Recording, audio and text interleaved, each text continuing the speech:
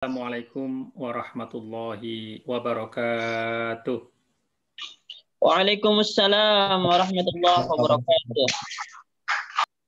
Alhamdulillahilladzi bini'matihi tatimmus salihat wa bifadlihi tatanazzalu al-barakat wa bitaufiqihi tatahaqqaqu as-sa'adat. Wassalatu wassalamu ala sayyidis sadat sayyidina wa habibina wa maulana Muhammad sahibis syafa'at wa ala alihi wa ashabihi wa man sara ala nahjihi ila yaumil ma'ad. Amma ba'd. Bapak Ibu semuanya yang dirahmati oleh Allah Subhanahu wa taala, semua yang terlibat di dalam pengajian Masjid Agung, pesantren yang luar biasa, sekolah yang luar biasa, Safana, yang semoga semuanya dirahmati oleh Allah Subhanahu wa taala. Wabil khusus takdim saya kepada akhinal karim Ustadz Nanang, yang semoga beliau senantiasa dicurai rahmat oleh Allah Subhanahu wa taala. Bapak Ibu semua yang dirahmati oleh Allah Subhanahu wa taala, marilah kita kembali bersyukur kepada Allah Subhanahu wa taala atas segala limpahan nikmatnya untuk kita semuanya. Wa in ta'uddu ni'matallahi la tuhsuha. Jika engkau hitung nikmat Allah, engkau tidak akan mampu untuk menghitungnya. Kayaknya pagi hari ini secara suasana itu mendung di mana-mana. Salatiga sedang hujan di banyak daerah di Jawa Tengah. Ini juga sedang merata hujan semuanya. Di kampung saya di pinggir kota Semarang sedang hujan, bahkan sedang sedikit banjir. Ya. Tetapi semuanya kita yakini ini adalah nikmat dari Allah Subhanahu wa taala.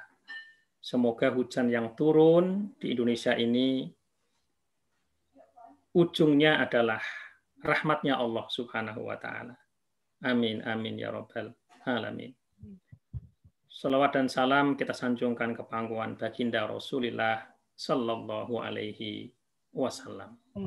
Semoga dengan kita istiqomah mengikuti ajaran-ajaran baginda Rasulullah sallallahu alaihi wasallam, mengamalkan sunnah-sunnahnya Rasulullah sallallahu alaihi wasallam yang sangat indah, dan kita banyak membaca sholawat untuk baginda Rasulullah sallallahu alaihi wasallam, kita semuanya mendapatkan kebahagiaan yang hakiki fid dunya wal akhirah, dan kelak kita di akhirat diakui betul-betul oleh baginda Rasulullah sallallahu alaihi wasallam sebagai umatnya. Dan ketika beliau membuka pintu surga dan mengajak umatnya untuk masuk ke dalamnya, kita termasuk yang dipanggil oleh beliau dan kemudian diberi minum oleh beliau langsung dari tangan beliau. Amin, amin ya rabbal alamin. Bapak Ibu rahimakumullah, kajian kita pada pagi hari ini terkait dengan seni. Kita akan membahas tentang esensi seni di dalam Islam dan betapa indahnya hidup dengan seni. Dan tentu yang kita maksud adalah seni yang fitri, seni yang suci, seni yang mensucikan jiwa kita, bukan sebaliknya. Maka izinkan saya share materi yang akan kita bahas pada pagi hari ini.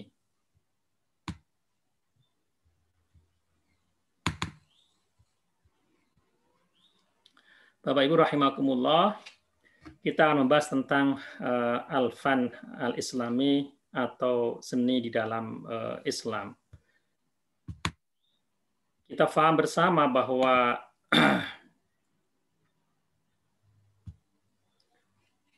hidup ini tanpa seni itu menjadi kering. Dan sesungguhnya seni itu menjadi bagian yang tidak terpisahkan dalam kehidupan umat manusia. bayi yang sejak lahir sekalipun itu sangat menikmati satu keindahan. Keindahan itu bentuknya bermacam-macam. Ketika keindahan itu adalah bentuknya bunyi-bunyian, maka itu bisa menjadi seni suara atau seni musik.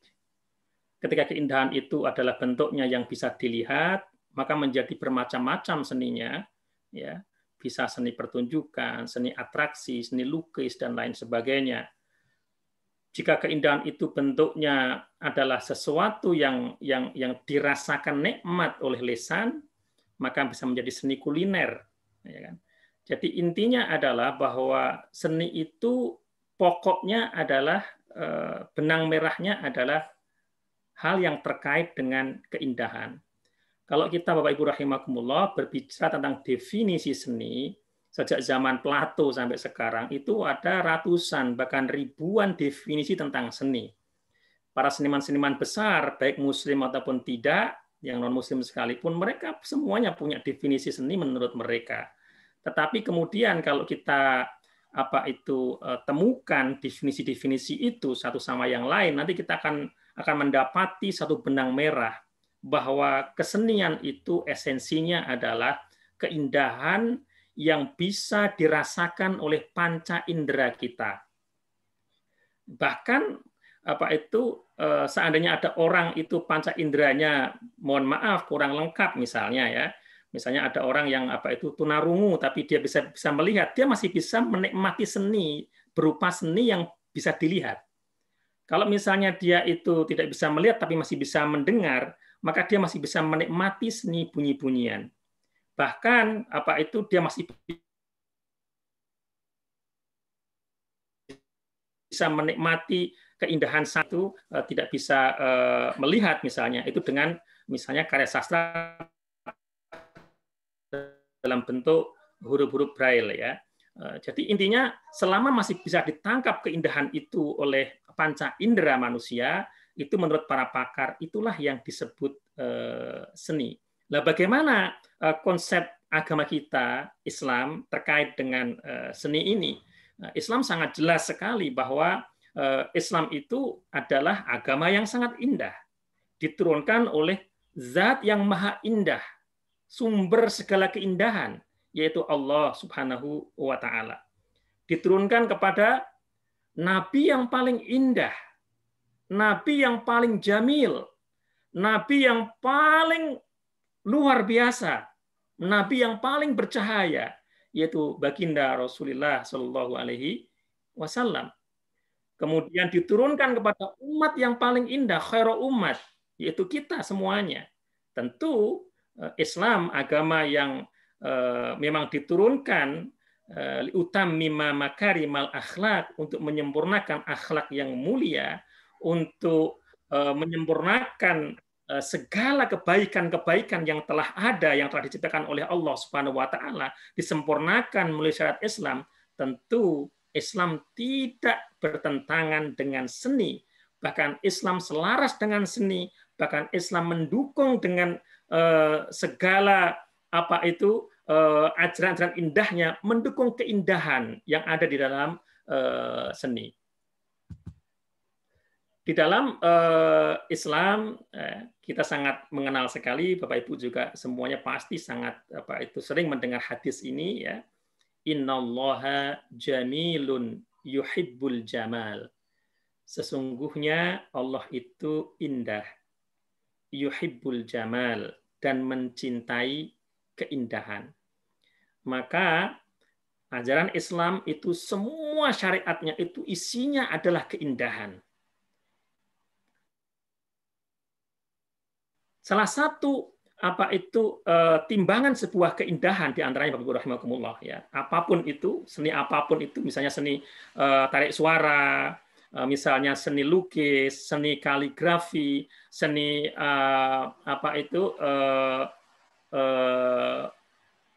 seni rupa, seni tari.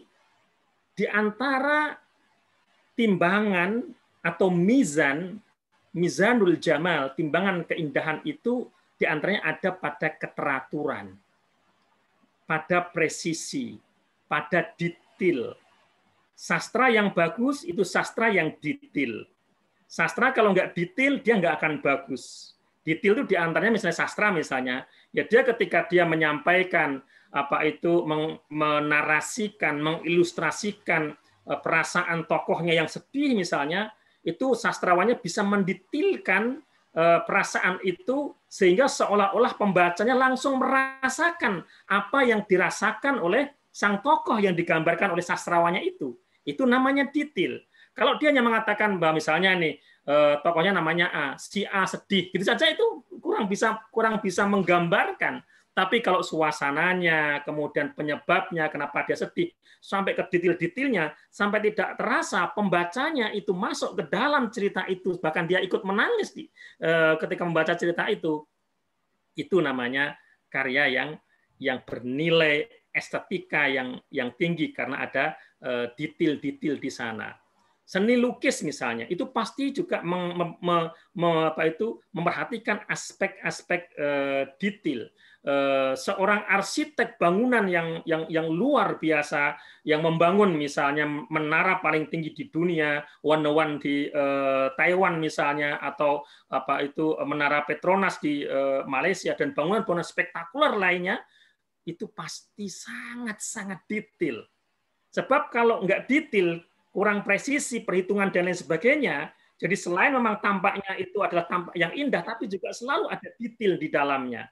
Nah, Bapak Ibu rahimakumullah, contoh detail itu yang terdekat dengan kita adalah ada dalam Al-Quran.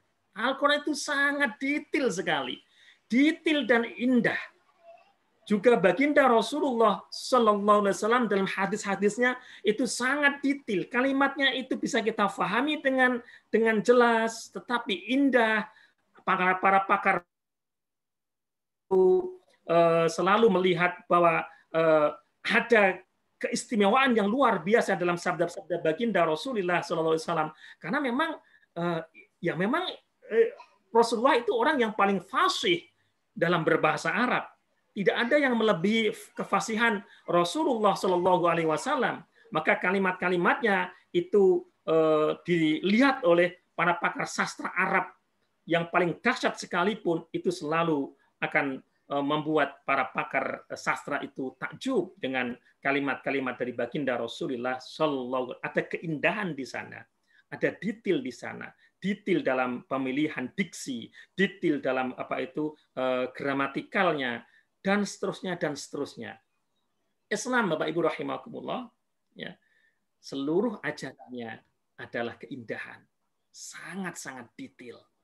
Sangat, nggak ada yang terlewat apa itu dalam ajaran Islam. Inilah seni kalau kita bicara tentang keindahan, ya kan. Cuma kadang-kadang orang karena kurangnya pemahaman, ini tidak bisa memahami tentang keindahan. Maka kalau ingin memahami tentang keindahan Islam, memang kita harus mendalami Islam. Misalnya kita pengen tahu tentang esensi keindahan sebuah lukisan. Kalau kita nggak tahu ilmunya tentang lukisan, mungkin kita nggak bisa merasakan indahnya di mana. Kadang-kadang begitu. Padahal kalau tahu, oh ternyata ini lukisan jenis ini, keindahannya ada di sini. Sama juga tentang makanan-makanan. Kalau kita nggak tahu tentang esensi sebuah makanan, misalnya disuguhkan dengan makanan citra rasa yang tinggi, misalnya kita belum kenal makanan itu, ya kan? Mungkin kita hanya sekilas saja mengetahuinya, oh ya ini enak. Tapi enaknya letaknya di mana, detailnya ada di mana. Kita akan tahu persis kalau kita ngerti tentang makanan itu. Misalnya apa bedanya soto Lamongan dengan soto Solo, dengan soto Banyumasan kalau di Jawa Tengah. Ya namanya soto sama. Dengan soto Kudus misalnya. Ada seninya di sana. Kalau orang yang udah pakar tentang keindahan seni kuliner, itu begitu merasakan soto Kudus misalnya, dia langsung merasakan, oh ya semuanya dari sini. Tapi ini kurang kudusnya misalnya. Kemudian dia berpindah ke soto Betawi. Oh ya, masing-masing ada keistimewaan, ada perbedaan, ada persamaan antara soto Kudus dan soto Betawi. Kenapa? Karena dia mengerti. Nah, kembali Bapak Ibu rahimakumullah, bahwa Islam adalah agama yang sesuai dengan fitrah umat manusia. Fitrah manusia itu menyukai keindahan. mata itu memiliki standar tentang keindahan. Dan mata akan merasa nikmat kalau dia merasakan keindahan yang sesuai dengan standarnya. Keindahan yang dirasakan mata berbeda dengan keindahan yang dirasakan oleh lidah. Maka lidah punya citra rasa sendiri tentang keindahan. Keindahan yang dirasakan oleh lidah itu berbeda dengan keindahan yang dirasakan oleh telinga. Dan seterusnya, dan seterusnya. Dan Islam, yang dimana manusia ini diciptakan oleh Allah Subhanahu wa Ta'ala, Allah yang menciptakan manusia, Allah yang menciptakan aturannya, tentu Allah yang paling mengerti cara menjaga fitrah manusia ini. Termasuk cara menjaga agar manusia ini semua panca inderanya terpenuhi semua keinginan-keinginannya. Keindahan mata bagaimana terpenuhi keindahannya. Misalnya, mohon maaf, mata laki-laki itu menyukai keindahan yang ada pada lawan jenisnya. Demikian juga mata perempuan menyukai keindahan yang ada pada lawan jenisnya. Di sini kalau nggak hati-hati, keindahan, menikmati keindahan itu bisa menjadi musibah kalau dilakukan dengan cara yang haram. Tetapi ketika dilakukan dengan cara yang halal, itu menjadi barokah, menjadi pahala. Maka kemudian di dalam Islam, keindahan itu benar-benar dibungkus, diberi aturan supaya keindahan itu benar-benar keindahan yang suci. Keindahan yang mengantarkan kepada keindahan yang abadi, yaitu keindahannya Allah Subhanahu wa Ta'ala. Bapak Ibu rahimakumullah. Keindahan dalam Islam itu adalah keindahan yang lahir dan batin. Keindahan yang tidak hanya panca indera yang merasakan keindahan itu, tetapi dalam Islam bagaimana keindahan itu juga dirasakan oleh ruhnya. Ruh atau al-qalb. Supaya panca indera ini menikmati keindahan tidak dalam sebuah kemaksiatan. Sebab ketika panca indera ini menikmati keindahan, tetapi dalam kemaksiatan, itu akan mencemari ruhnya. Padahal manusia itu tidak hanya terdiri dari jasad dan panca indera saja. Ada ruh, ada akal. Semuanya mesti dipenuhi secara seimbang. Disinilah aturan-aturan dalam Islam yang sangat detail dan indah diturunkan melalui baginda Rasulullah Shallallahu Alaihi Wasallam. Bapak Ibu rahimakumullah, sekarang kita akan melihat bahwa baginda Rasulullah itu sangat mengapresiasi karya seni. Bahkan baginda Rasulullah itu juga sungguhnya itu berkesenian. Baginda Rasulullah itu berkesenian, tetapi kesenian yang sangat fitrah, yang sangat suci, yang bisa kita contoh sebagai bagian dari ibadah, bagian dari pendidikan.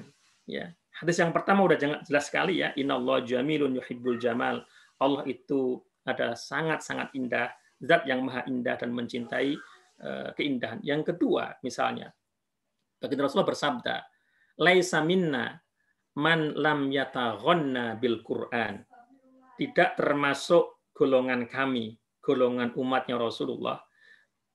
Man la yataghanna bil Qur'an, siapa yang tidak membaca Al-Qur'an dengan memperindah suaranya. Yataghonna bukan berarti kemudian bernyanyi-nyanyi gitu, maksudnya bukan begitu, tapi ada tahsin as-saut, berusaha untuk melantunkan Al-Qur'an, membaca Al-Qur'an dengan keindahan suara yang dimilikinya. Kalau dia belum indah suaranya misalnya, dia berusaha untuk ada tahsin qiraah, makhorijul hurufnya diperhatikan dengan tartil dan berusaha dengan penghayatan seindah yang dia mampu. Sehingga Al-Quran itu didengar tidak menjadi sesuatu yang kering. Ketika orang lain mendengarkan bacaan kita, ya kan? Tidak harus seindah suara Kiai Muammar yang sangat legendaris misalnya. Dengan suara kita, tapi kita berusaha untuk memberikan yang terbaik ketika membaca Al-Quran. Kalau membaca Al-Quran asal-asalan, ya, berarti nggak merhatikan di sini, maka itu tidak termasuk umatnya baginda Rasulullah Shallallahu Alaihi Wasallam. Nah, itu semuanya itu menjadi bagian dari seni, ya kan? Kalau di dalam bahasa Inggris saja ada namanya pronunciation, ya. Ketika kalimat per kalimat, kata per kata harus tepat. Begitu juga dalam Al-Quran, panjang, pendeknya, dan seterusnya dan seterusnya. Bapak Ibu rahimakumullah, ini salah satu contoh bahwa baginda Rasulullah SAW itu menginginkan agar kita umatnya itu selalu tampil dalam kondisi yang terbaik, termasuk ketika membaca Al-Quran itu yang paling prima dengan suara terbaik yang kita miliki, kan begitu. Di antaranya juga baginda Rasulullah Shallallahu Alaihi Wasallam itu mengapresiasi, ya, ketika beliau mendapatkan satu syair yang syair itu maknanya itu sesuai dengan ajaran Islam, meskipun syair itu diucapkan oleh orang zaman jahiliyah, ya, penyair jahiliyah, penyair sebelum datangnya Islam, ya. Tapi ketika ada potongan syair dan syair itu sesuai dengan nilai-nilai Islam, itu baginda Rasulullah mengapresiasi. Maka ada satu hadis dalam riwayat Imam Muslim, asdaqu kalimatin qalaha syairu kalimatul labid ala kullu syai'in ma khalallaha batilun. Asdaqu kalimatin, sebenar-benar kalimat, qalaha syairu, yang diucapkan oleh seorang penyair, kalimatul labid, adalah kalimatnya Labid. Labid itu seorang penyair di zaman sebelum Islam datang. Di antara kalimatnya Labid dalam syairnya itu punya ini. Ini yang dimaksud Rasulullah. Ala kullu syai'in ma khalallahu batilu. Ingat, segala sesuatu selain Allah itu rusak. Ini kalimat penyair jahiliyah. Di dalam syairnya itu ada potongan ini.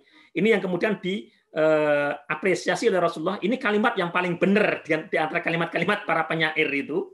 Yang kadang-kadang penyair itu ada yang ngalamun, ada yang nggak jelas kalimatnya.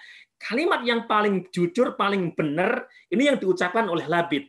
Segala sesuatu itu rusak kecuali Allah Subhanahu wa Ta'ala. Di sini ini juga nanti kemudian menjadi timbangan bagi umat Islam ini dalam mengapresiasi sebuah kebenaran.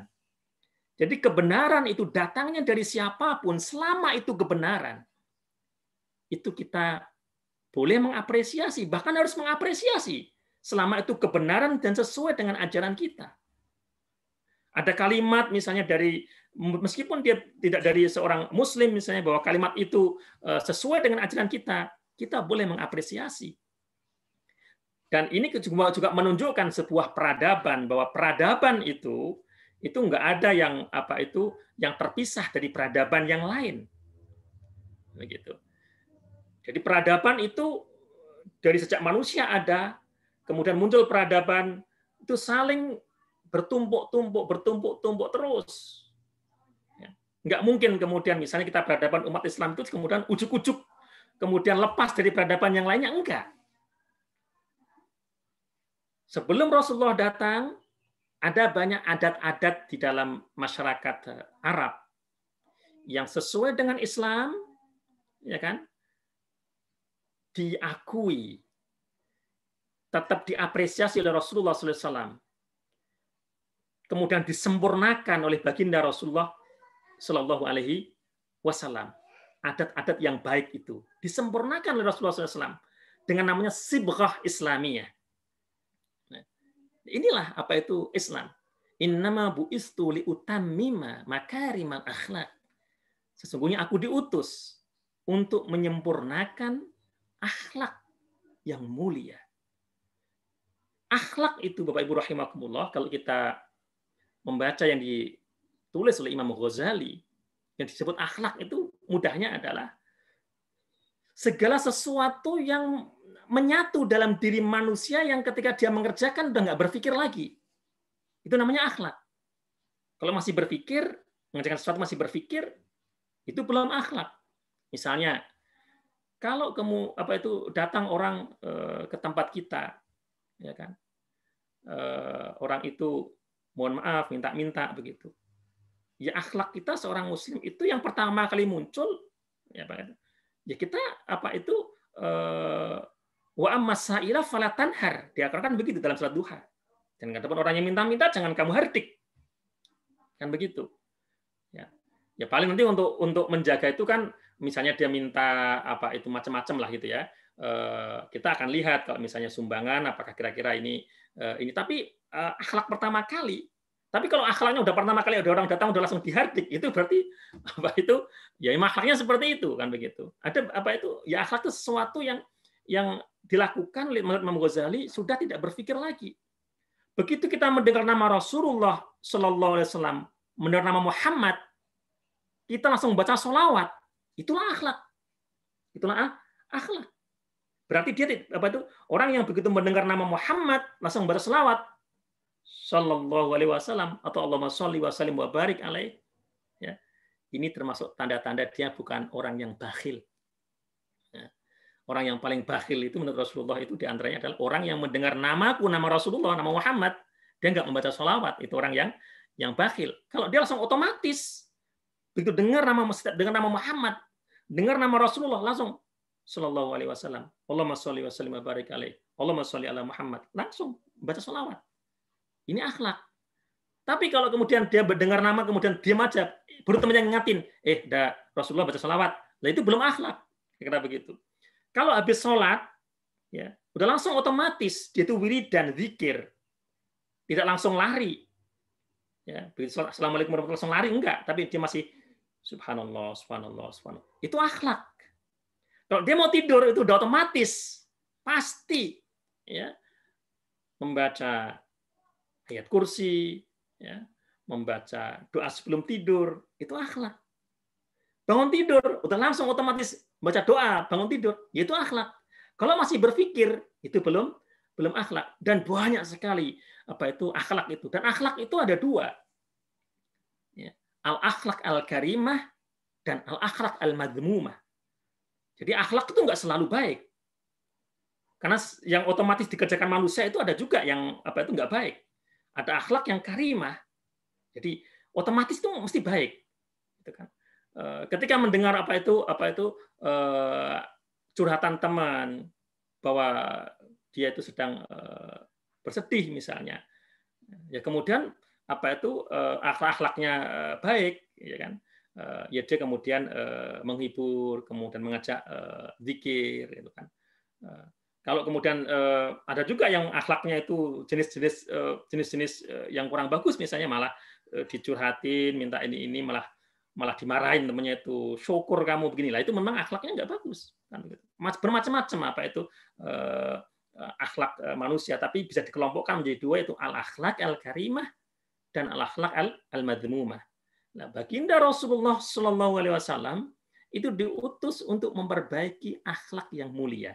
Tentu yang akhlak yang al-madhmumah tadi diubah menjadi akhlak yang mulia. Akhlak yang udah mulia di zaman jahiliyah, yang mungkin belum sesuai dengan Islam, itu diubah untuk menjadi lebih mulia lagi. Jadi akhlak itu pada dasarnya ada namanya al-akhlak al-insaniyah. Akhlak yang menjadi watak dasar semua umat manusia. Tidak harus dia Muslim, ya kan? Itu punya akhlak itu, ya kan?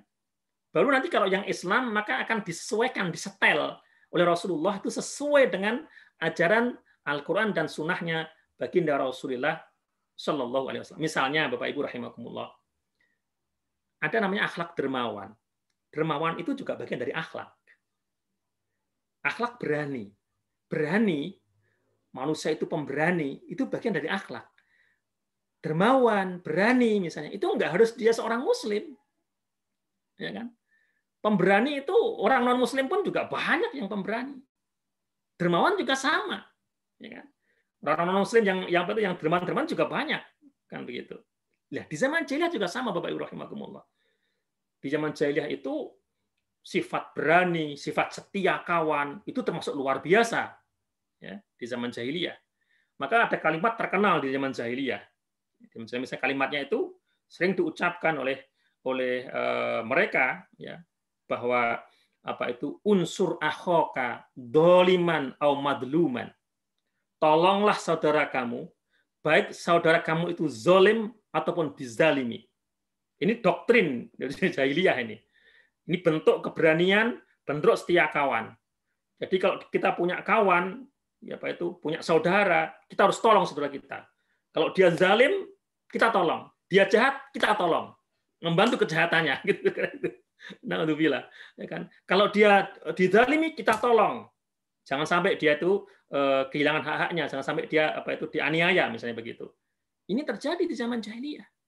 Di zaman jahiliyah misalnya ada orang membunuh orang atau sedang menyiksa orang lain, ya dia ikut kalau karena dia itu temannya. Pokoknya benar salah itu temanku, kita bela. Ini sebenarnya setia kawan semacam ini, setia kawan secara umum setia kawan itu baik. Tetapi ketika setia kawan ini kemudian dalam keburukan, dalam kejahatan, ini yang perlu diluruskan. Maka kemudian Islam datang. Dalam Al-Qur'an langsung, ya kan? Kita sangat hafal semua ayatnya. Wa ta'awanu 'alal birri wat taqwa wa la ta'awanu 'alal itsmi wal 'udwan. Wa ta'awanu, dan tolong menolonglah kalian 'alal birri wat taqwa, pada kebaikan dan takwa. Jadi sini setia kawan harus, itu penting, menjadi bagian yang sangat penting dalam ukhuwah Islamiyah. Takaful, saling mendukung, saling menjamin, itu bagus sekali. Ya kan? Tapi alal birri wat taqwa, dalam kebaikan, dalam takwa kepada Allah Subhanahu wa taala. Wala ta'awanu 'alal itsmi wal 'udwan, jangan tolong menolong ya, dalam dosa dan permusuhan. Kemudian begitu Rasulullah SAW menggunakan kalimat yang sama yang diucapkan, yang menjadi doktrin orang-orang jahiliyah, diucapkan sama, cuma maknanya, cara implementasinya itu diubah oleh Rasulullah. Rasulullah juga bersabda, unsur akhoka doliman au madluman. Tolonglah saudaramu ketika dia berbuat zalim ataupun ketika dia dizalimi. Tetapi caranya, kalau saudara kamu itu berbuat zalim, tolonglah dengan cara kamu mencegah dia jangan sampai berbuat zalim. Beda kan?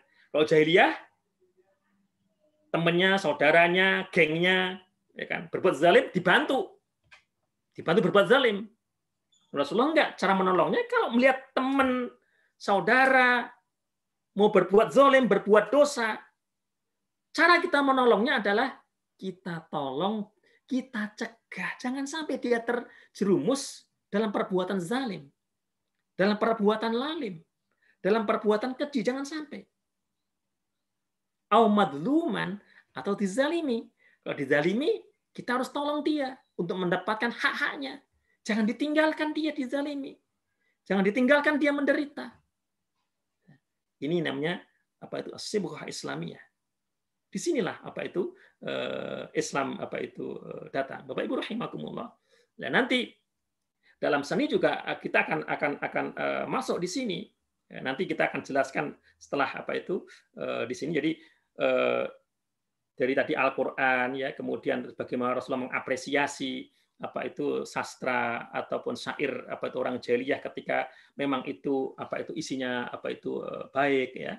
Ini karena bentuk nyata apresiasi Rasulullah pada karya seni. Berikutnya ini menarik Bapak Ibu, ini jarang dikaji.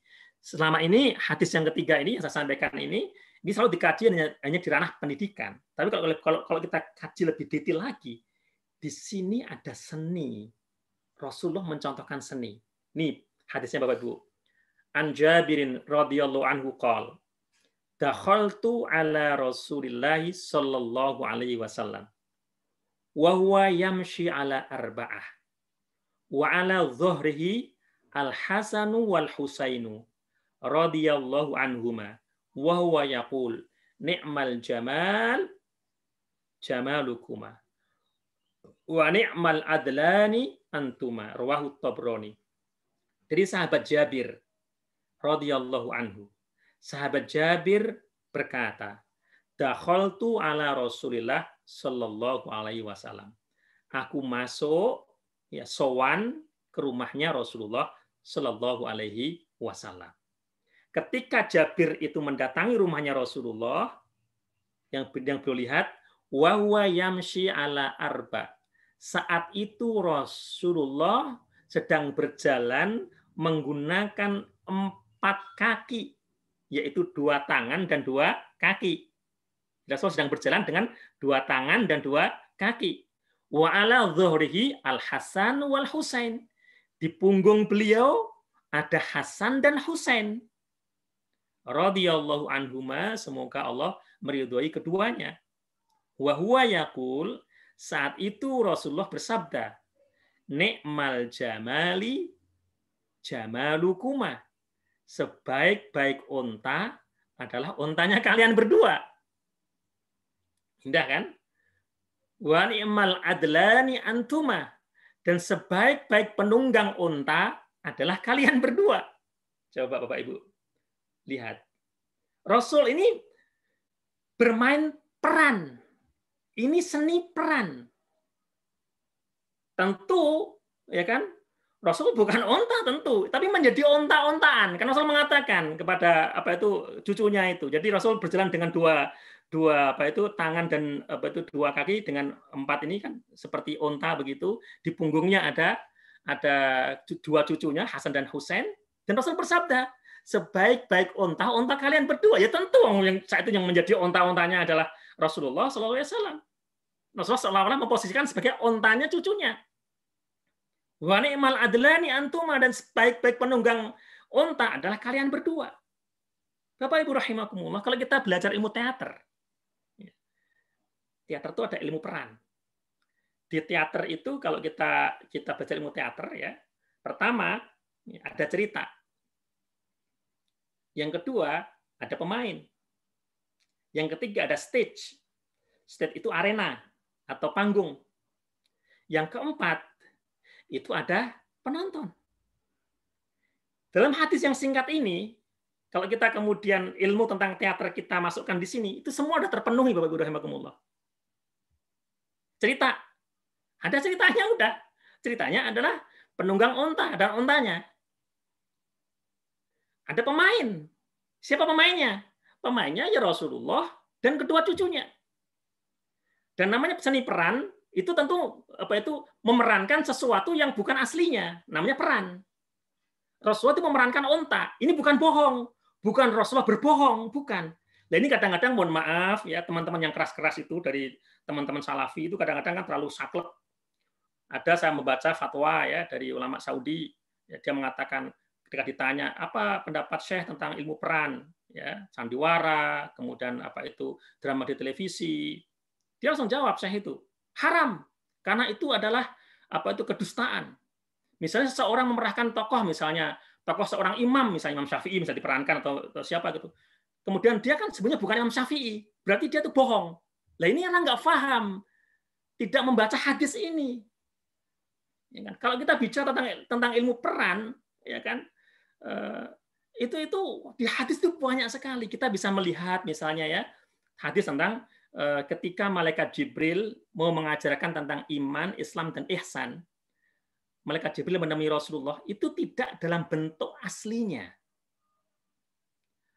Malaikat Jibril memerankan, menjelma menjadi apa? Menjadi laki-laki yang sangat tampan.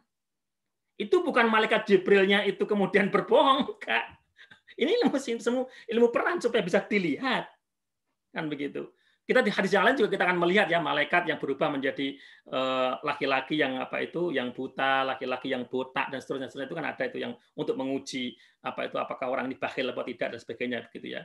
Ya kan. Kembali ke hadis di sini ya kan.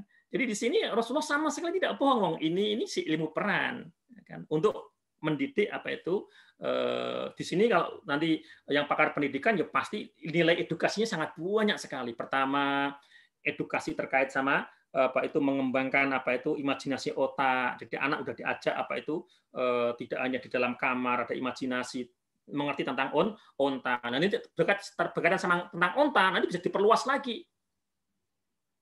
Di dalam Al-Quran itu ada ayat yang menjelaskan kita diminta untuk meneliti kenapa onta diciptakan seperti itu. Ada mukjizatnya Allah dalam penciptaan onta itu. Bagaimana dia minum buahnya kemudian bisa berjalan ribuan kilometer tanpa haus misalnya. Ada ayat-ayat Allah di sana. Kemudian di sini pemainnya udah jelas ya, stage-nya jelas, panggungnya jelas. Gitu panggungnya di rumahnya Rasulullah. Karena kita bicara teater, panggung bisa di mana saja, bisa di tanah lapang, bisa di halaman masjid, bisa di mana-mana, ya kan? Bahkan di pasar itu bisa. Kalau kita bicara tentang ilmu teater, maka misalnya pertunjukan yang ada di pasar kadang-kadang itu tukang jamu ada pertunjukan itu juga disebut ilmu teater, sesungguhnya. Rahimahumullah. Ya kan? Penontonnya siapa? Di sini penontonnya adalah Jabir radhiyallahu an, ya kan? Jadi di sini sudah jelas sekali bahwa baginda Rasulullah SAW di sini juga ada jadi nggak garing, Islam itu nggak garing, Islam itu indah sekali. Maka teater di sekolah itu bisa digalakkan karena bisa memasukkan nilai dengan sangat indah sekali. Sandiwara itu lebih diingat oleh sang anak ketika dipentaskan di sekolah, yang nanti kemudian masuk di alam modern nanti menjadi film dan lain sebagainya ya. Rahimakumullah, ini gambar-gambar ini ingin saya menunjukkan bahwa ini sangat indah sekali ya, Masjidil Haram, Masjid Nabawi termasuk di dalamnya, kemudian Masjidil Aqsa. Ini semuanya adalah contoh-contoh yang bisa kita lihat tentang seni rupa dalam bentuk raksasa ya. Seni rupa dalam bentuk raksasa, seni arsitektur, dan sangat terkenal. Arsitektur Islam itu termasuk yang menjadi kajian di Eropa sampai sekarang di mana-mana karena keindahannya luar biasa. Maka kita itu jangan kemudian inferior dengan arsitek kita, seni arsitektur kita itu luar biasa, ya kan? Kadang-kadang itu sebagian anak muda sekarang merasa inferior, padahal kita punya kekayaan yang luar biasa. Bapak Ibu rahimakumullah, masih ada kira-kira 10 menit ya. Saya akan masuk ke khasais al-fan al-islami atau karakteristik seni yang islami. Paling tidak untuk panduan kita, pertama kalau mungkin kita punya anak didik, itu bagaimana mengarahkan mereka untuk berkesenian itu yang sesuai dengan ajaran Islam, dengan ajaran baginda Rasulullah Shallallahu Alaihi Wasallam, ajaran para ulama, supaya supaya fitrahnya nggak tercemar. Fitrahnya nggak tercemar. Artinya anak boleh berkreasi, anak didik boleh berkreasi seluas-luasnya, tetapi ada dawabit, ada prinsip-prinsip yang harus dipegang ya. Kalau kita bicara tentang khosais, punya para ulama, para seniman-seniman Muslim, kemudian para pemikir itu sudah menuliskannya tentang karakteristik seni Islami. Ini saya simpulkan menjadi 7 ya.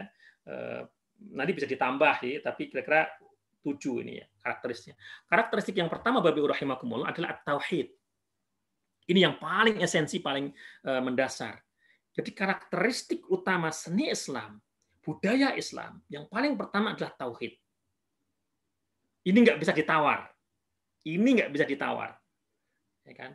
Kalau yang lain bisa kemudian didialogkan, masalah bentuk misalnya itu bisa didialogkan. Tapi kalau masalah tauhid nggak bisa didialogkan. Ya kan? Saya contohkan misalnya. Ketika Islam kemudian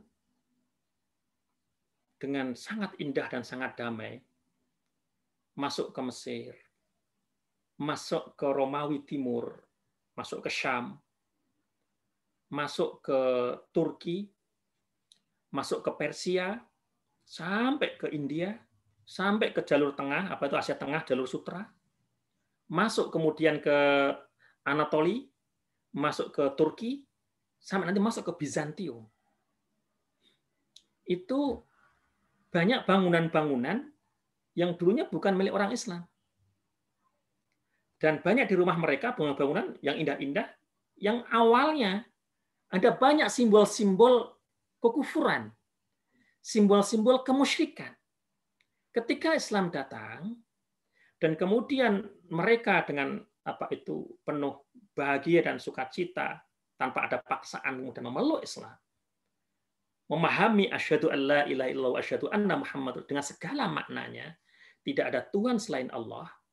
Ketika kemudian di rumahnya ada simbol-simbol, di situ adalah tuhan-tuhan yang lain, itu secara otomatis itu mereka akan membersihkannya. Tetapi yang tidak bertentangan dengan tauhid tidak ada masalah.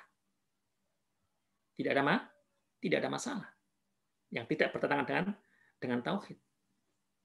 Kira-kira begitu. Ya. Maka kemudian kita bisa melihat nanti juga ketika masuk ke Indonesia juga sama. Begitu yang bertentangan dengan tauhid, itu pasti para ulama, para wali-wali, dia akan mentauhidkan. Tapi yang tidak bertentangan dengan tauhid, tidak ada masalah. Ini Bapak Ibu rahimakumullah, Masjid Biru. Kalau Bapak Ibu pasti sudah pada ke Turki semua ya. Masjid Biru, di depannya itu ada Masjid Hagia Sophia. Ya. Masjid Hagia Sophia itu adalah katedral paling besar dan paling monumental yang kemudian oleh Sultan Al-Fatih 1453 itu kemudian nanti diubah menjadi masjid. Simbol-simbol yang secara jelas di situ bertentangan dengan Islam, yaitu dibersihkan. Tapi yang tidak bertentangan, ya kan, masih bisa untuk dilihat sebagai tidak bertentangan, itu masih bisa dipertahankan misalnya. Dan di mana-mana, ya kan. Nomor satu adalah tauhid. Ya kan? Dan banyak, misalnya nanti kalau kita masuk kemudian ke budaya, ya ada banyak ritual-ritual di banyak daerah begitu. Kalau begitu ritual itu bertentangan dengan tauhid akan dibersihkan. Tapi kalau yang tidak, nggak ada masalah selama tidak bertentangan dengan tauhid dan tidak bertentangan dengan syariat. Misalnya di Mesir, ini pernah terjadi ini. Di Mesir itu Bapak Ibu rahimakumullah, dulu ya, itu Sungai Nil itu kadang banjir, kadang juga kering. Sungai Nil di Mesir itu bisa banjir, bisa kering.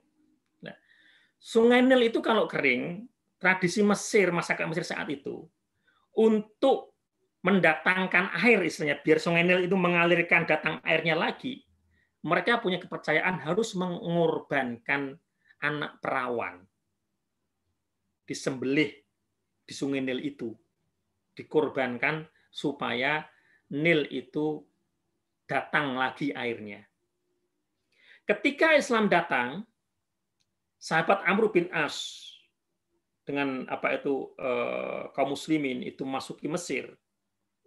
Sahabat Amr bin As kemudian menjadi gubernur Mesir, diangkat oleh Sayyidina Umar bin Khattab radhiyallahu anhu. Sungai Nil mengalami kekeringan. Lah masyarakat saat itu masih terikat dengan kepercayaan lamanya, juga tidak semuanya itu kemudian sudah masuk Islam, adanya sebagian juga belum masuk Islam. Masih punya keterikatan dengan kepercayaan lamanya bahwa agar Sungai Nil ini mengalir harus diadakan ritual, itu menjadi budayanya saat itu, yaitu dikorbankan anak gadis di Nil. Lah sahabat Nabi Amr bin As ini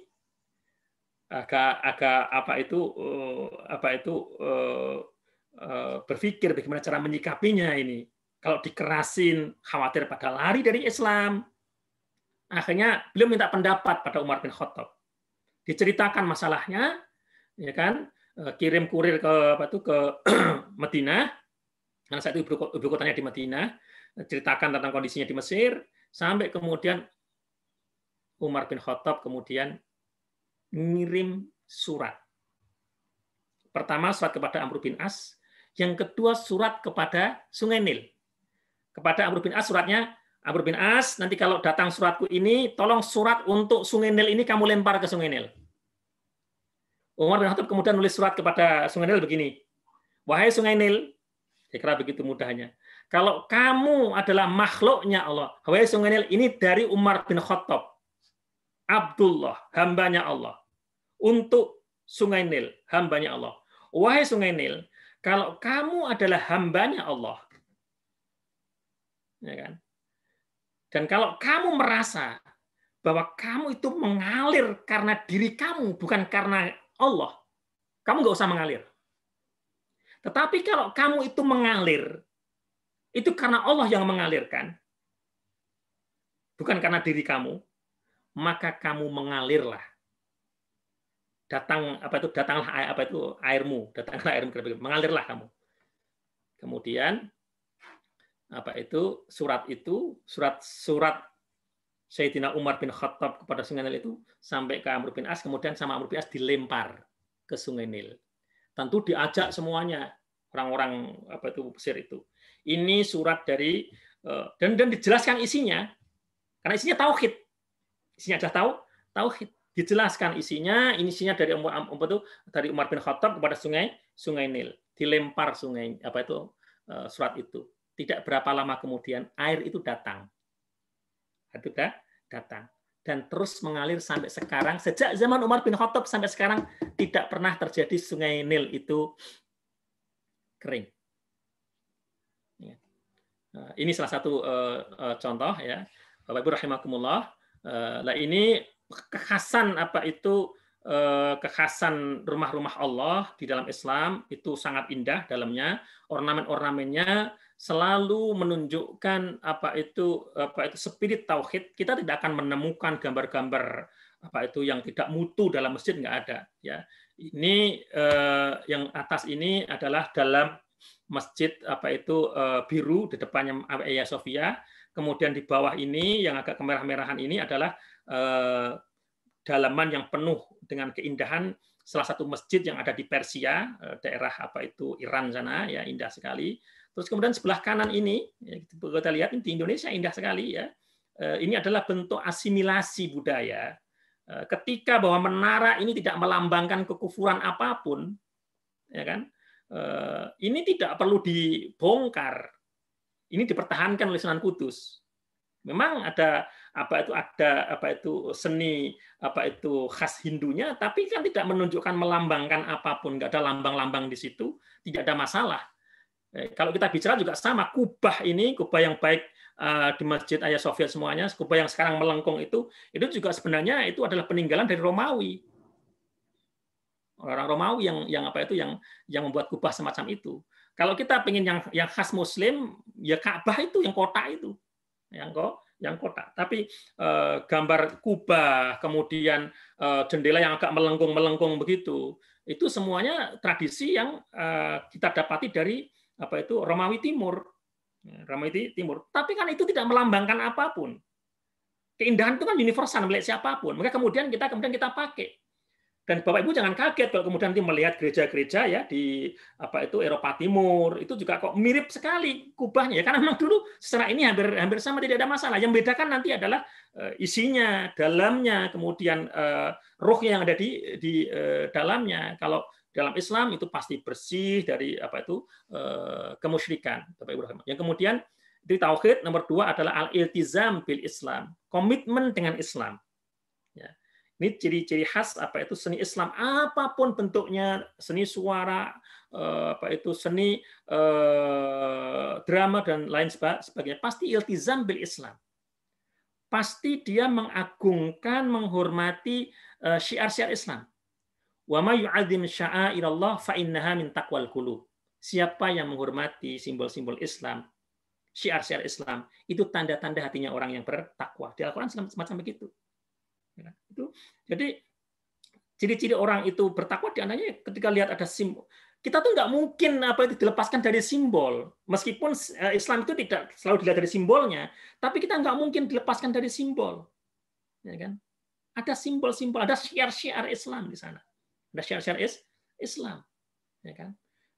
Segala sesuatu yang kemudian sudah menjadi syiar Islam, ya kita harus menghormati. Misalnya nih, di Mesir, ya kan?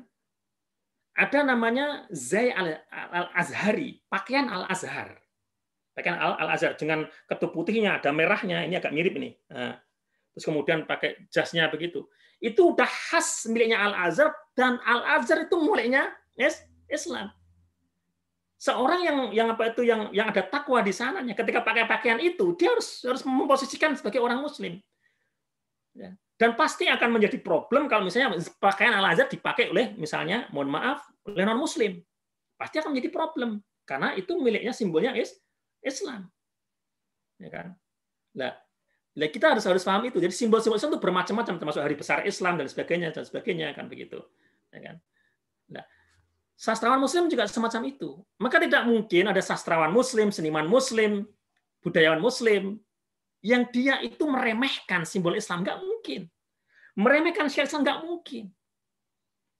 Kalau sebaliknya mungkin. Dulu kan di zaman tahun 65 misalnya ya, tahun 63, 64 sebelum 65 itu kan ramai terjadi apa itu prahara budaya ya.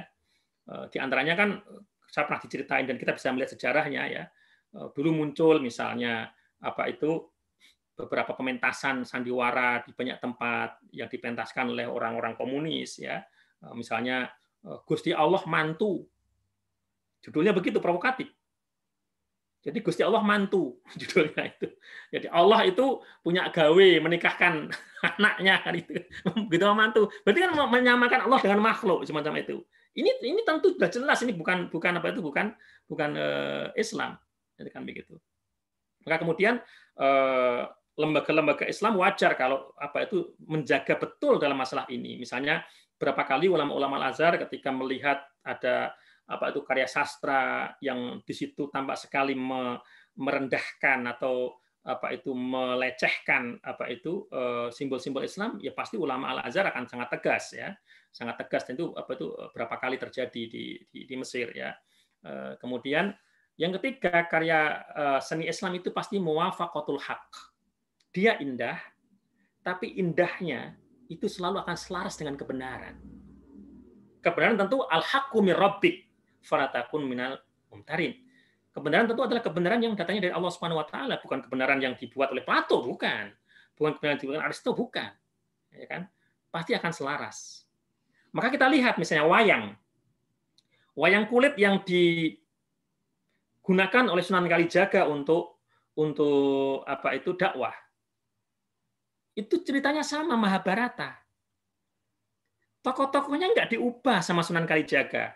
Arjuna gitu nggak diubah menjadi Yusuf misalnya, enggak, tetap Arjuna, nggak ada masalah. Karena nama-nama itu pun juga kalau diartikan juga artinya bagus-bagus.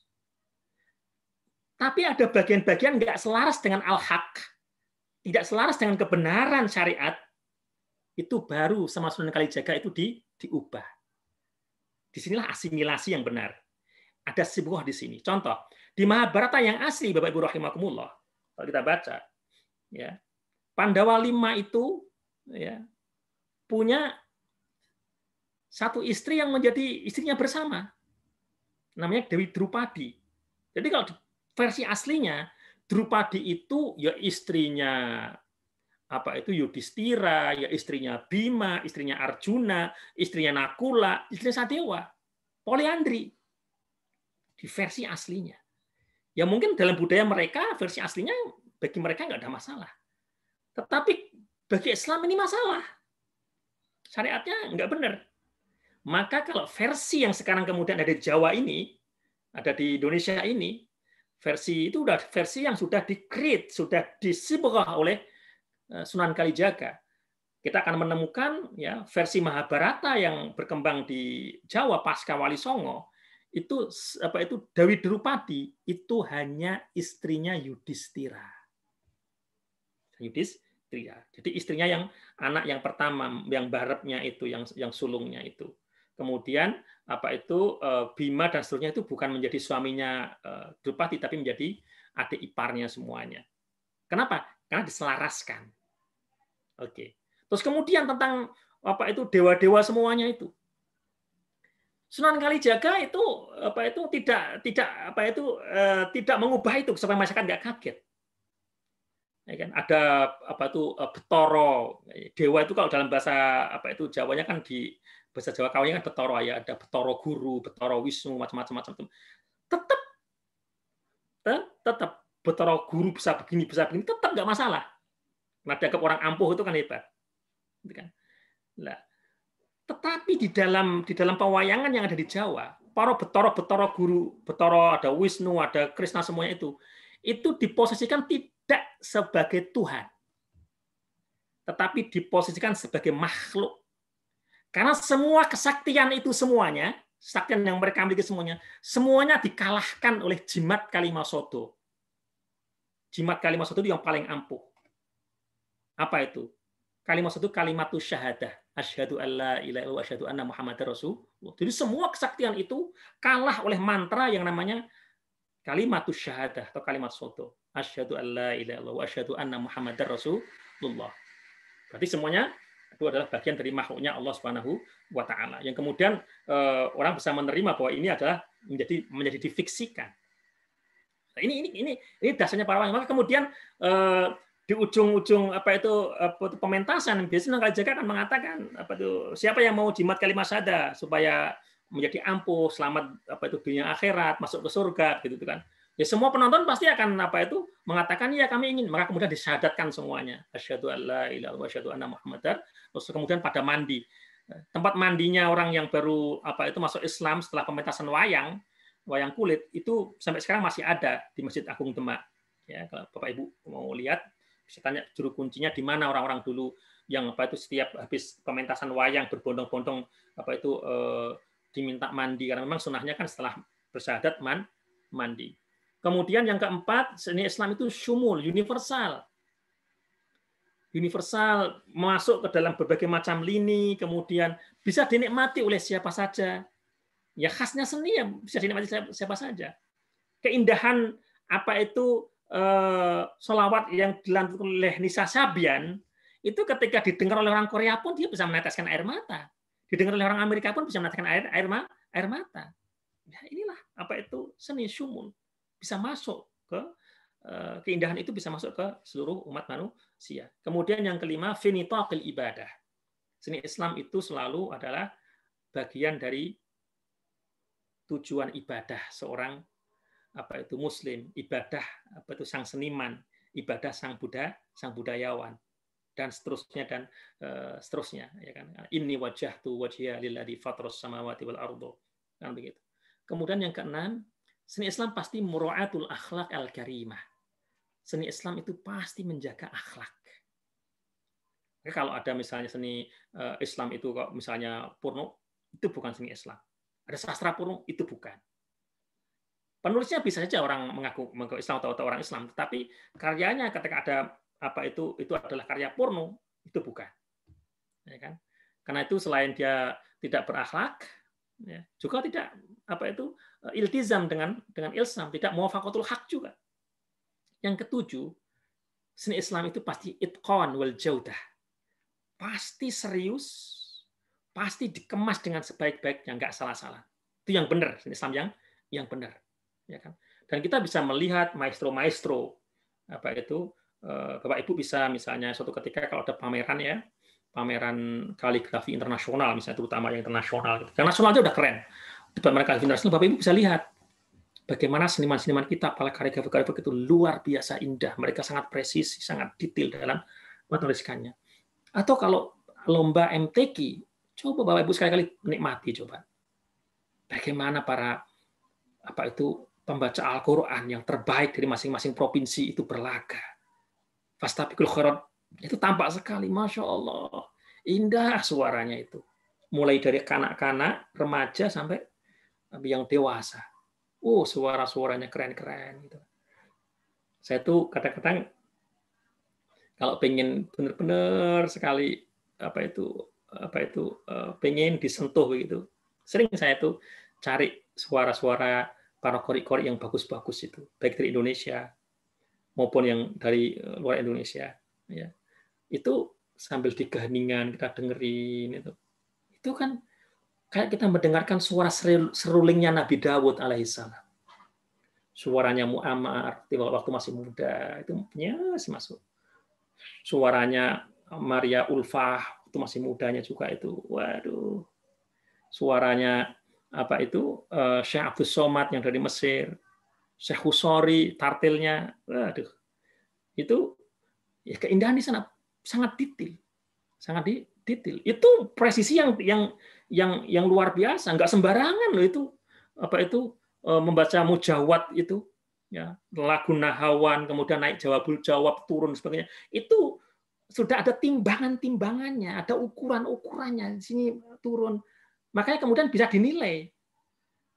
Kalau nggak bisa dinilai kan juga nggak bisa dilombakan kan begitu kan. Ini udah bisa dinilai. Memang ketika ini menang, memang secara dewan juri sepakat ini memang ramuannya ini paling dahsyat dan memang didengar juga enak sekali kan begitu kan.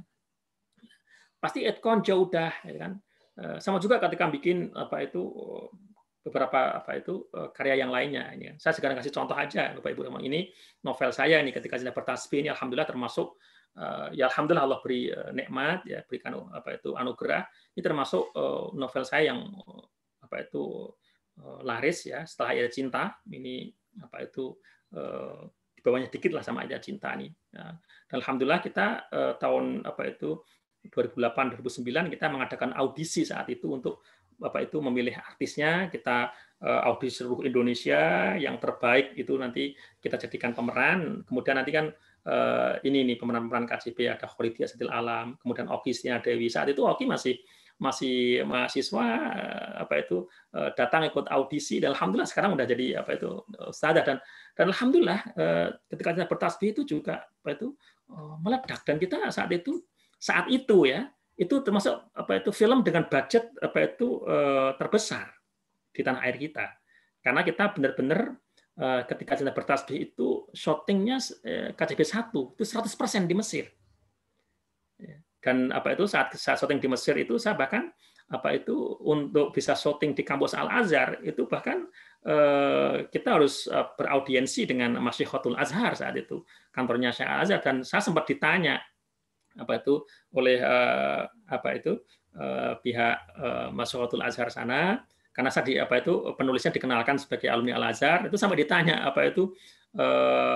nomor mahasiswanya itu nomor induk mahasiswanya dan alhamdulillah itu saya masih ingat saat itu ya kemudian disebutkan dan dicari benar alhamdulillah kita bahkan film Mesir sendiri saat itu yang syuting di kampus Al Azhar itu belum pernah ada.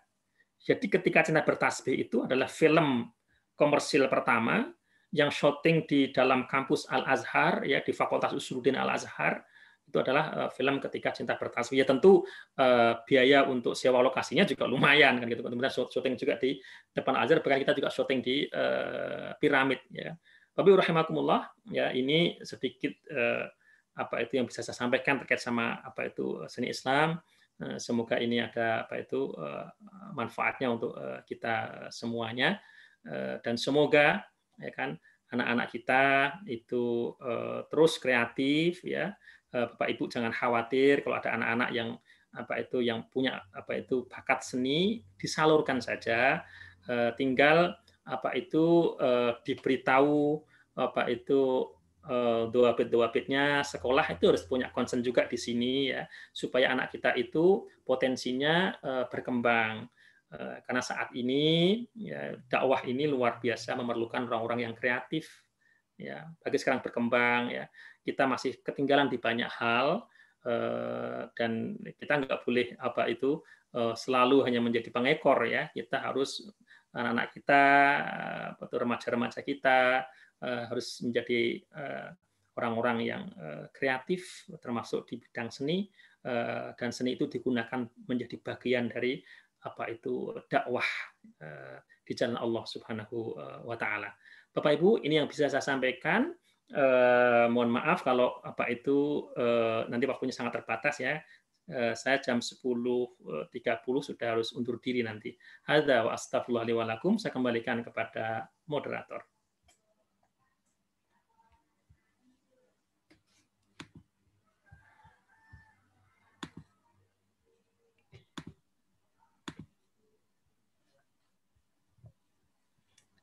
Terima kasih, Kang Abi. Alhamdulillah menarik sekali bahasan yang kita pada pagi hari ini. Sepertinya harus ada part 2 nih, Kang Abi, untuk lanjutan lebih membahas lebih dalam lagi. Kang Abi mohon izin, ini ada beberapa pertanyaan karena mengingat waktu yang terbatas, mungkin ada cuman saya membacakan 1 atau 2 pertanyaan ya, Kang Abi. Ya. Mohon izin. Yang pertama sebenarnya ada 4, tapi karena ini sejenis saya coba rangkum yang mengenai di YouTube banyak sekali tontonan yang maksud saya bukan tontonan tapi kajian-kajian yang tidak membolehkan musik, baik itu memainkan ataupun mendengarkan musik. Bagaimana hal itu, bagaimana saya harus mensikapinya? Ini dari Ibu Rufaida. Dan satu lagi yang senada dengan pertanyaan itu adalah dengan batasan-batasan untuk seni lukis, Kang Abi. Karena ada pendapat bahwa tidak boleh melukis yang makhluk hidup. Itu pertanyaan yang pertama. Atau boleh dijawab terlebih dulu, Kang Abi? Baik, Bapak Ibu rahimakumullah ya. Sekali lagi ya terkait sama seni tadi sempat saya singgung ya bahwa di dalam seni ini kan masuk juga ranah fikihnya ya. Ranah fikih itu selalu ada beberapa pendapat dari ulama ya kan. Tadi saya sebutkan tentang seni peran tadi saya contohkan misalnya. Beberapa ulama Saudi sangat keras sekali tentang seni peran. Jadi seni peran apapun itu ada ulama yang mengharamkan. Jadi bahkan misalnya nih anak-anak itu bikin sandiwara 17 Agustus tentang Jenderal Sudirman. Nanti ada yang memerankan Jenderal Sudirman. Itu kalau bagi sebagian ulama Saudi ini haram karena dianggap bohong. Karena anak itu bukan Jenderal Sudirman. Jadi dia itu bohong. Kan begitu itu versi tadi sebagian ulama. Tapi tadi saya jelaskan ya, dan itu sudah dibantah oleh banyak ulama, mayoritas ulama itu nggak benar, kan begitu, nggak tepat. Karena seni peran sendiri, malaikat sendiri juga menggunakan peran juga, nggak sebagai malaikat datang, kan begitu, menjelma menjadi bahkan ada malaikat Jibril itu kan menjelma menjadi seorang sahabat Nabi ya, Dihyah ya, yang rupanya itu sangat tampan begitu ya. Terus tadi saya contohkan tadi Rasulullah sendiri juga bermain peran kan. Itu bukan berarti Rasulullah itu menjadi onta kan begitu. Itu orang yang nggak paham seni peran itu namanya. Berarti dikira Rasulullah bohong. Itu ngaku-ngaku onta kemudian ini perlu pemahaman fikih yang lebih luas. Sama juga terkait sama musik. Sampai hari kiamat Bapak Ibu nanti akan ada pendapat yang sangat keras terkait sama musik. Ada yang juga pendapatnya itu serba memperbolehkan musik. Kalau kami kebetulan saya adalah saat ini adalah diamanahi yang hasil Munas 2020 itu saya diamanahi kembali untuk menjadi ketua Lembaga Seni Budaya dan Peradaban Islam MUI Pusat. Kalau dulu namanya memang Komisi Pembinaan Seni dan Budaya Islam ya sebelumnya, sekarang diperbesar menjadi lembaga, dari komisi menjadi lembaga, jadi saya kebetulan waktu ketuanya. Dan kita di Majelis Ulama Indonesia itu sudah berulang-ulang kali kita mengadakan forum diskusi terbatas, menghadirkan para tokoh dan ulama untuk membahas masalah-masalah seni musik. Kita datangkan yang pakarnya, misalnya Mas Dwi Dermawan, kemudian kita juga datangkan komisi fatwa dan seterusnya, seni dan seterusnya ya. Di Majelis Ulama Indonesia kita pakai manhaj wasatiyatul Islam, manhaj Islam yang wasati, ya kan. Kita tidak yang kuaku sekali itu, yang keras sekali itu. Kita juga bukan liberal, kan begitu. Bukan yang serba membolehkan, enggak. Tetap menggunakan, berpegang pada prinsip-prinsip Islam, ya kan. Misalnya tentang musik, Majelis Ulama Indonesia ikut pendapat ulama yang membolehkan bisyurut, boleh dengan syarat. Kita enggak boleh mutlak, tapi boleh dengan syarat ya. Seperti yang disampaikan oleh Imam Ghazali misalnya musik itu tidak membuat orang lalai dari ibadah. Tempatnya tempat misalnya kalau ada konser musik misalnya, tempatnya juga bukan tempat yang maksiat, dan seterusnya dan seterusnya. Demikian juga termasuk seni rupa, seni lukis. Itu sudah dibahas dan kita pakai manhaj yang wasati. Apa itu seni lukis? Ya itu boleh, tapi dengan syarat-syarat, ya kan? Dengan syarat-syarat. Kalau kita pakai manhaj atau pakai pendapat yang serba tidak boleh atau yang keras, melukis tidak boleh, nanti kita akan kering. Ketika di tempat yang lain sudah bisa bikin film animasi untuk anak-anak yang sangat menarik, ya kan? Yang dalam film animasi itu mungkin budaya-budaya yang bertentangan dengan Islam dimasukkan, dan anak-anak kita itu akan susah sekali untuk tidak bersinggungan dengan film-film animasi itu, apalagi dengan YouTube sekarang, dengan media sosial sekarang itu. Kita nggak mungkin kemudian terus kaku, berarti kita nggak bisa ngapa-ngapain dong. Nanti anak-anak kita bagaimana? Maka kita memperbolehkan dengan syarat-syarat. Ya, misalnya kan otomatis kalau membuat animasi begitu kan melukis itu nggak mungkin tidak melukis kan begitu.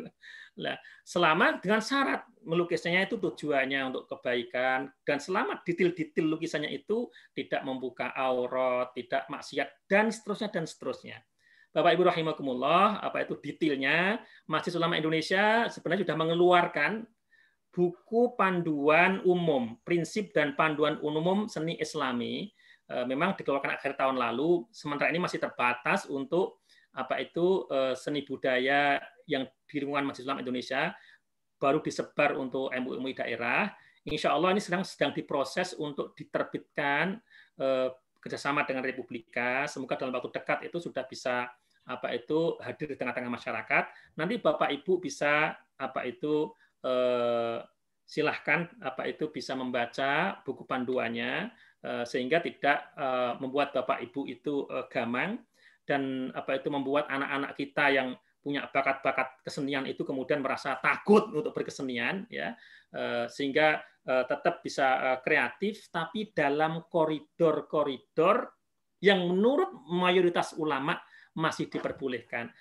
Bukunya seperti ini Bapak Ibu rahimakumullah, ini bukunya, ya. Nanti mungkin versi Republika ada sedikit perubahan, ya.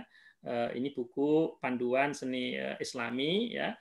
Sementara ini yang sudah dibahas di sini adalah seni sastra, seni musik, seni rupa, film dan teater, ya. Itu Bapak Ibu rahimakumullah yang bisa saya sampaikan. Ya, baik Kang. Satu pertanyaan lagi mungkin bisa dijawab dengan singkat, ya Kang. Ini dari Papa Kanur. Saya bacakan, sebagaimana diketahui bahwa syair merupakan bagian dari seni bahasa. Para sahabat lebih mengenal agama pun sering mengungkapkan kata-kata syair dalam kehidupan mereka sehari-hari. Tapi di Al-Quran, di surat Asy-Syu'ara ayat 224, yang artinya, dan penyair-penyair itu diikuti oleh orang-orang yang sesat. Bagaimana kita mengkompromikan itu, Kang? Nah, makanya kalau membaca ayat itu, Bapak Ibu rahimahullah, diteruskan itu, illal ladzina amanu. Di situ ada katakan orang yang beriman. Jadi kalau penyairnya itu beriman kepada Allah Subhanahu wa taala, kemudian tidak omong kosong, tidak mengisi syair-syairnya dengan kekejian, dengan kata-kata cabul dan sebagainya, itu yang dikecualikan dari ayat tadi itu. Ada pengecualiannya, maka ini menjadi kode etik bagi seluruh seniman dan sastrawan muslim, karena syair ini tidak hanya digunakan dalam karya sastra, dalam pidato, nanti ketika masuk musik itu juga lirik lagunya itu juga banyak dari syair juga. Sama juga nanti dalam sandiwara, dalam film dan seterusnya. Jadi Asy-Syu'ara itu baca dari awal sampai akhir itu ada pengecualiannya. Nah, pengecualian itulah yang kita harus masuk di sana, masuk menjadi bagian penyair yang beriman kepada Allah Subhanahu wa taala. Bahkan baginda Nabi memuji seorang sahabat yang dia menggunakan syairnya untuk membela Allah dan Rasul-Nya, yaitu Hasan bin Sabit radhiyallahu anhu yang mendapat julukan syairu Rasulillah atau penyairnya Rasulullah Shallallahu alaihi wasallam. Ketika ada orang-orang kafir itu menantang Rasulullah agar mengeluarkan penyair terhebatnya, Rasulullah itu meminta Hasan untuk menandingi mereka. Setelah penyair-penyair kafir itu menyampaikan syair-syairnya, Rasul kemudian berkata kepada Hasan, "Ya Hasan, uhju wa Jibrilu ma'ak." Wahai Hasan, keluarkan syair kamu untuk membantah, untuk mengalahkan syair-syair mereka. Wa Jibrilu ma'ak, dan Jibril menyertai kamu. Kalau saya mengambil motivasi, mengambil spirit dari sabda Rasulullah ini kalau menurut saya ini ditujukan menurut saya tidak hanya untuk Hasan bin Sabit, tapi seluruh sastrawan Muslim, penyair Muslim, seniman Muslim yang menggunakan kalimat-kalimatnya, menggunakan seninya untuk membela Allah dan Rasul-Nya. Wa Jibrilu ma'ak, dan Jibril menyertaimu. Ini yang bisa saya sampaikan, Bapak rahimakumullah. Saya mohon maaf kalau ada kurang-kurangnya. Semoga lain waktu bisa berjumpa lagi. Hadza wa astaghfirullah li wa lakum. Wallahul muwaffiq ila aqwamit thoriq wa wal hadi ila sabilir rasyad. Nasrun minallah wa fathun qarib. Saya undur diri. Wassalamualaikum warahmatullahi wabarakatuh. Waalaikumsalam warahmatullahi wabarakatuh. Alhamdulillahirabbil alamin. Masya Allah. Terima kasih banyak kepada Kang Abik yang telah memberikan ilmunya, dan insya Allah semoga kita bisa bertemu lagi di kajian berikutnya. Ayah dan bunda sekalian yang dirahmati Allah, sampailah kita di penghujung kajian kita pada pagi hari ini. Kami Majelis Taklim Khairun Nisa dan seluruh jajaran DKM Masjid Agung Syafaan Islamic School mengucapkan terima kasih atas bergabungnya ayah dan bunda sekalian. Semoga ini semua menjadi ilmu yang bermanfaat dan semakin mengindahkan kehidupan kita untuk nantinya kembali lagi kepada Allah Subhanahu wa taala. Dan terima kasih. Mohon maaf apabila ada salah-salah kata, kekurangan dari kami. Mohon maaf yang sebesar-besarnya. Apabila juga ada pertanyaan yang tidak tersampaikan, mengingat karena keterbatasan waktu. Akhirul kalam, marilah kita tutup dengan doa kafaratul majelis. Subhanakallahumma wa bihamdika asyhadu an la ilaha illa anta astaghfiruka wa atubu ilaik. Insyaallah kita ketemu di kajian DKM Syafana Islamic School berikutnya. Dan saya tutup, wa'afu minkum wallahul muwaffiq ila aqwamit thoriq. Assalamualaikum warahmatullahi wabarakatuh.